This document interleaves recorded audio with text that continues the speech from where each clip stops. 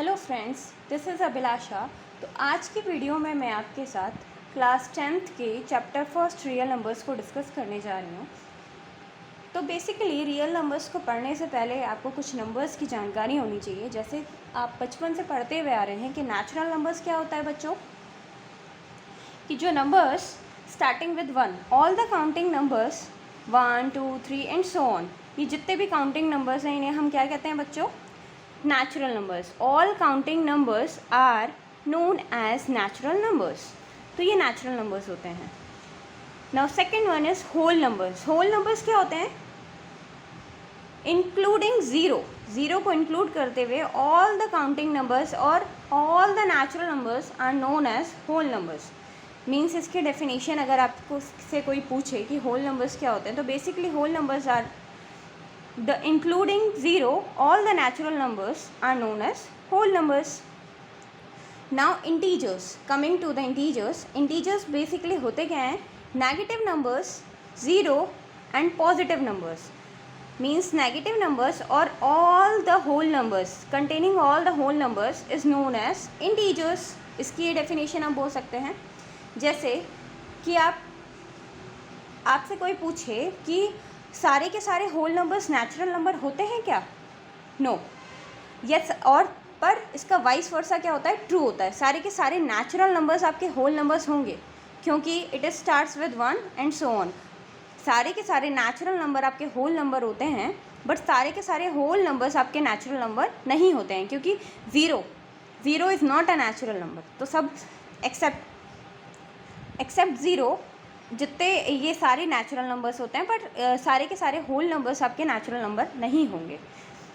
In similar manner you can also say that सारे के सारे जितने होल नंबर्स हैं, all the whole numbers are integers. मतलब whole numbers are integers, but integers are not, all the integers are not whole numbers. Vice versa इसका true नहीं होता है। समझ में आया? कैसे? जैसे नेगेटिव नंबर्स आपके होल नंबर नहीं में काउंट नहीं होते हैं, इसलिए उसका वाइस वर्सा ट्रू नहीं होता है। इस फिगर से आप देख सकते हैं। जैसे कि आपके जो नेचुरल नंबर्स हैं, it comes under a whole numbers. ये जो नेचुरल नंबर हैं ये होल नंबर के अंदर आते हैं, और ये जो होल नंबर्स हैं पूरे के पूरे ये आपके इंटीजर्स के अंदर कंटेन करते हैं। समझ में आया? इस फिगर से आप क्लियरली देख सकते हैं। तो जितने नेचुरल नंबर्स हैं वो सारे के सारे क्या होंगे? होल नंबर होंगे, पर सारे के सारे होल नंबर आपके नेचुरल नंबर नहीं होते। इन सिमिलर मैनर सारे के सारे होल नंबर्स आपके इंटीजर्स होंगे, बट सारे के सारे इंटीजर्स, ऑल इंटीजर्स आपके होल नंबर नहीं होते हैं। ओके बच्चों, नाउ आपको पता एक और नंबर्स होता है, जैसे composite number and prime numbers.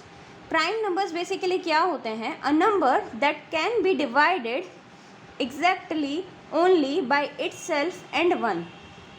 ऐसे नंबर्स जो अपनी टेबल में और 1 की टेबल में, अपनी ही टेबल में आए। जैसे 2 है, 2 खाली 2 की टेबल में आता है, और 1 उसका एक फैक्टर होता है। तो 2 और 1 की टेबल में जो कटे, मीन्स एग्जैक्टली उसका 2 ही फैक्टर्स हों, 2 अपनी टेबल और 1, तो वो आपके क्या कहलाते हैं? Prime numbers. तो सबसे छोटा प्राइम नंबर क्या होता है बच्चों? 2। 1 is not a prime number. हमेशा याद रखिएगा कि 1 प्राइम नंबर नहीं होता है। फिर है composite number. Basically composite numbers क्या होते हैं? Composite numbers that have more than 2 factors. ऐसे नंबर्स जिनके 2 से ज़्यादा फैक्टर्स होते हैं। जैसे एग्जाम्पल 4, 6, 8 एंड 9। हम 4 को लेते हैं। 4 2 की टेबल में, 2 इज़ द फैक्टर, 2, 1, 2 एंड 4 के कितने? 3 आ गए ना, मोर देन 2 फैक्टर्स हो गए ना, तो ये क्या होता है? आपका कंपोजिट नंबर होता है। समझ में आया? तो ये तो आपको कुछ नंबर्स थे जो आप बचपन से पढ़ते हुए आ रहे हैं। Now coming back to the real numbers. Basically real numbers बच्चों होता क्या है? Real numbers, the number that can be plotted on a number line. जो नंबर्स आपके नंबर लाइन में प्लॉट कर सकते हैं आप, उसे आप क्या कहते हैं? Real numbers. समझ में आया बच्चों? जितने भी नंबर्स जिनको आप नंबर लाइन पे प्लॉट कर सकते हैं वो आपके क्या कहलाते हैं? Real numbers. तो रियल नंबर्स के अकॉर्डिंग अब ये फर्दर 2 पार्ट्स में डिवाइडेड होता है। आप पहला होता है rational number and second one is irrational number. Rational number आपको पता ही है, number that can be expressed in the form of p upon q। ऐसे नंबर्स जो p अपॉन q के फॉर्म में एक्सप्रेस किए जा सकते हों, जहाँ p और q बोथ आर इंटीजर्स, और जो आपका डिनोमिनेटर होगा ना बच्चों, वो कभी भी ज़ीरो नहीं हो सकता, ठीक है, इट कांट बी ज़ीरो। तो ऐसे जैसे एग्जाम्पल 1/10, 1/20, 0/1। ज़ीरो इसलिए है क्योंकि ज़ीरो इसका डिनोमिनेटर तो हमेशा नॉन ज़ीरो होता है ना ज़ीरो का। ये ज़ीरो आपकी वैल्यू कब मिली होती है? जब किसी आप नॉन ज़ीरो वैल्यू से इसे डिवाइड करते हैं, तभी तो आपको ज़ीरो मिलता है। समझ में आया? अब है coming to the irrational numbers. Basically irrational numbers क्या होते हैं? Numbers which can not be represented as a simple fraction. ऐसे नंबर्स जिनको आप सिंपल फ्रैक्शंस में रिप्रेजेंट नहीं कर सकते और p अपॉन q के फॉर्म में नहीं रिप्रेजेंट कर सकते, उसे आप क्या कहते हैं? Irrational numbers. जैसे एग्जांपल्स हैं बच्चों √2, √3, √5 एंड पाई। जैसे कि अगर आपको इरेशनल नंबर्स को इन अदर टर्म्स समझना है, तो अगर आप √2 को मैंने जैसे बोल दिया, तो √2 का आप डेसिमल एक्सपेंशन करेंगे तो आपको हमेशा के non terminating and non repeating value देगा, ठीक है, इसलिए आप इसे इरेशनल नंबर्स बोलते हैं। इसकी अलग डेफिनेशन भी हो सकती है एक और, कि ऐसे नंबर्स जो नॉन रिपीटिंग हो एंड नॉन टर्मिनेटिंग हो, मतलब वो रिपीट भी ना करें, दोबारा नहीं रिपीट करते हैं, बट वो टर्मिनेट भी नहीं होते, ख़त्म भी नहीं होते हैं, तो ऐसे नंबर्स को आप क्या कहते हैं? Irrational numbers. तो आपने √2 का डेसिमल एक्सपेंशन देखा, it is 1.4142 and so on, चलता रहेगा, ये चलता रहेगा, ख़त्म नहीं होगा, टर्मिनेट नहीं होगा, और ना ही ये रिपीट होगा, इसीलिए इसको इरेशनल नंबर्स में काउंट किया जाता है। √2, √3, ऐसे ही √3 का डेसिमल एक्सपेंशन फाइंड करेंगे तो वो भी ऐसे ही होगा। पाई हमारा इरेशनल नंबर होता है। यहाँ पे आपका क्वेश्चन अराइज हो सकता है कि मैम पाई की वैल्यू तो 22/7 होती है, तो हम क्यों इसको बोलेंगे कि ये क्या कहते हैं? इरेशनल नंबर है। बिकॉज बच्चों कि जो पाई है उसकी जो वैल्यू होती है 22/7, ये अप्रॉक्स वैल्यू होती है, ये फिक्स्ड वैल्यू नहीं होती है इसकी, ये अप्रॉक्स वैल्यू होती है, इसलिए हम इसे कंसिडर करते हैं क्या? कि इरेशनल नंबर है। समझ में आया? नाउ अब इस चैप्टर में जो आपका सबसे पहला टॉपिक है that is Euclid's division lemma. तो यूक्लिड्स जी क्या कहते हैं? फॉर एनी 2 पॉजिटिव इंटीजर, आपके पास कोई भी 2 पॉजिटिव इंटीजर्स हैं, there exist a unique integers. कोई भी 2 पॉजिटिव इंटीजर के लिए 2 ऐसे इंटीजर्स एग्जिस्ट करते हैं q एंड r, सेटिस्फाइंग, इस कंडीशन को सेटिस्फाई करते हैं। वो means a = bq + r and r is greater than and equal to 0 and less than b। तो इस कंडीशन को, अगर ये आपको समझ में नहीं आ रहा है तो इसका एक एग्जाम्पल लेके मैं समझाती हूँ।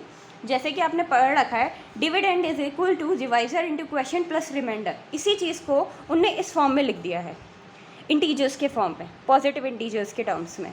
तो क्या है, जैसे एग्जाम्पल है, आपको पता है कि 24 है जो आपका, ठीक है, 24 है, आप 7 से डिवाइड कर रहे हो, डिवाइजर आपका 7 है, आप 24 को डिवाइड करोगे 3 टाइम्स, ये चला जाएगा 21, और रिमाइंडर कितना बचेगा? 3। तो इसको आपको इसी टर्म्स में एक्सप्रेस करना है। तो डिविडेंड क्या है आपका? 24 इज इक्वल्स टू 7 × 3 + 3।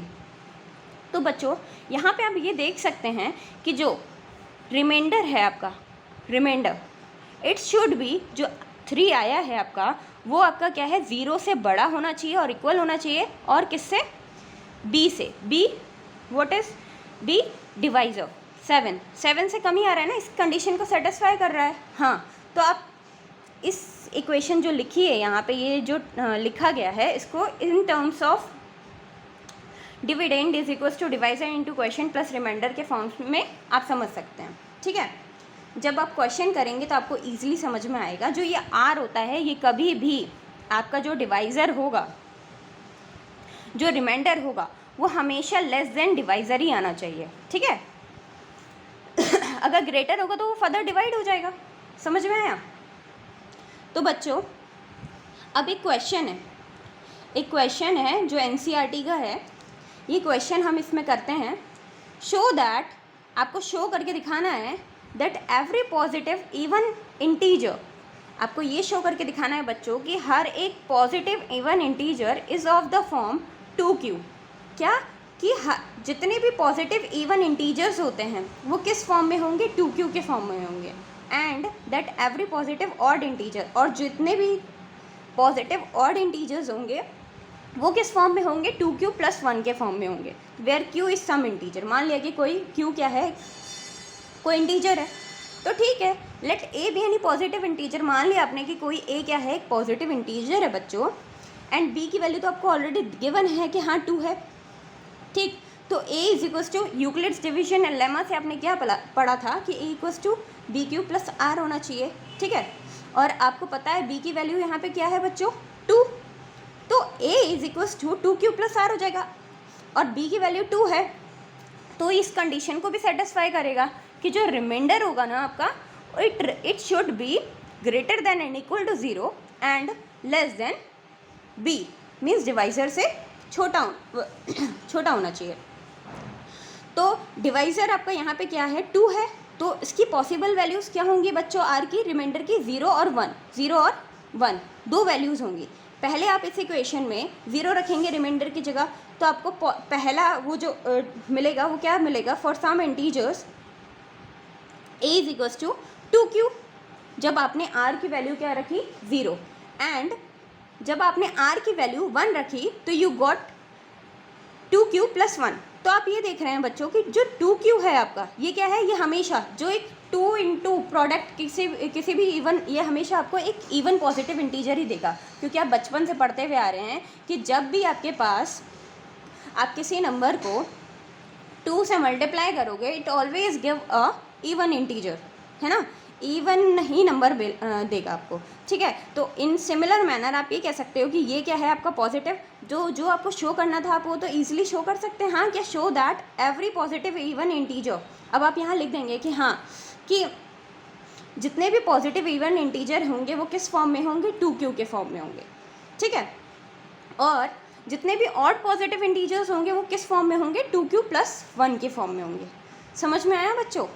तो कैसी लगी मेरी वीडियो, प्लीज़ कमेंट करिएगा, और प्लीज़ मेरी वीडियो को लाइक, शेयर एंड सब्सक्राइब करिएगा। थैंक यू सो मच बच्चों।